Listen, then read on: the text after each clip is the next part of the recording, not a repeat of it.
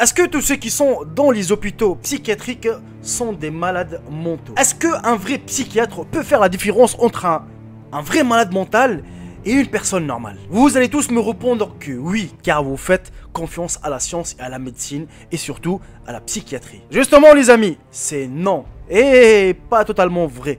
Vous allez me dire comment? Eh bien justement les amis, je vous demande sincèrement de regarder ce qui s'est passé avec l'expérience Rosnan qui a été effectuée par le psychiatre David Rosnan. Vous allez être choqués, voire bluffés les amis. Si la vidéo vous aura plu, comme d'habitude, n'hésitez surtout pas de la partager au maximum et de mettre un bon petit j'aime, c'est la récompense, car je remarquais que ce dernier jour, vous mettez beaucoup de j'aime et ça me fait vraiment plaisir. Sur ce, bon visionnage à tous et à toutes.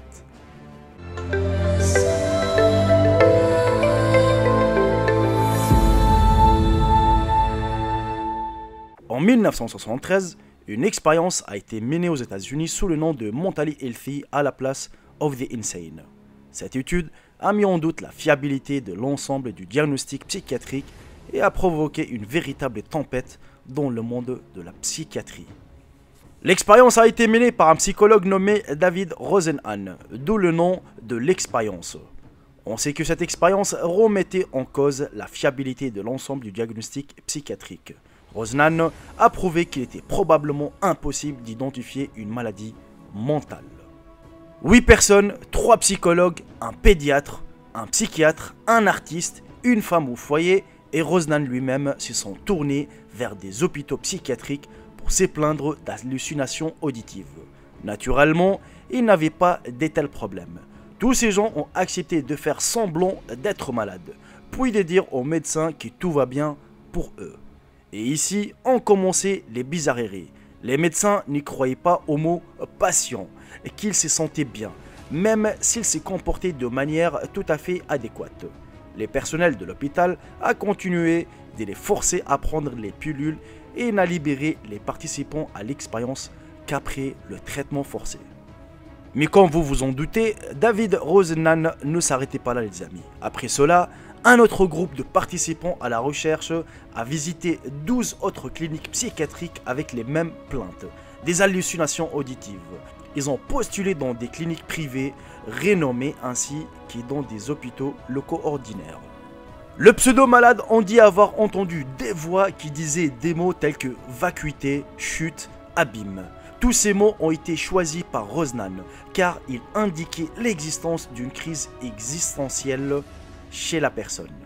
Après que les 7 participants ont eu un diagnostic de schizophrénie et que l'un d'entre eux soit atteint d'une psychose dépressive, ils furent tous hospitalisés. Dès qu'ils ont été amenés aux cliniques, les malades ont commencé à se comporter normalement et à convaincre le personnel qu'ils n'entendaient plus la voix. Cependant, il a fallu en moyenne 19 jours pour convaincre les médecins qu'ils n'étaient plus malades.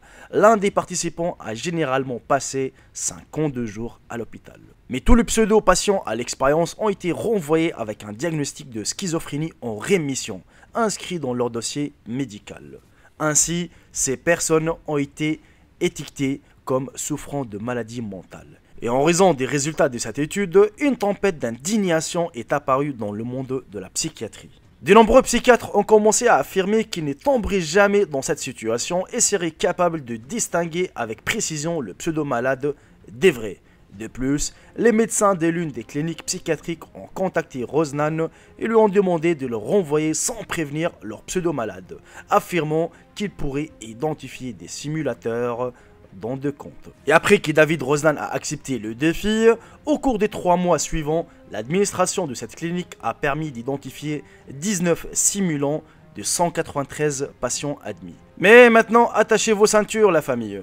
David Rosnan a naturellement jeté tous les docteurs et n'a envoyé personne, car cette expérience a servi de base à la conclusion suivante. Il est évident que dans les hôpitaux psychiatriques, nous ne pouvons pas distinguer les personnes en bonne santé des personnes en mauvaise santé. Dans la première partie de l'expérience sur des pseudo-patients, des vrais patients dans des cliniques ont commencé à soupçonner que les participants renvoyés par David Rosnan étaient des simulateurs, alors que le personnel de l'hôpital ne pouvait pas s'en rendre compte. Pour être plus précis, 35 vrais patients ont pu déterminer que les participants à l'expérience faisaient semblant.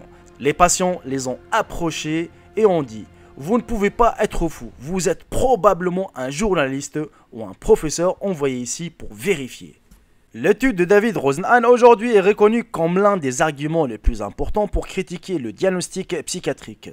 Selon David Rosnan, il est très difficile de faire la différence entre un état de santé et un trouble mental. Du moins, il est très difficile de diagnostiquer. L'expérience de David Rosnan, les amis, a engendré toute une explosion des contradictions. Beaucoup ont défendu la psychiatrie, affirmant qu'un diagnostic psychiatrique reposait largement sur les paroles du patient et sur l'expérience du médecin.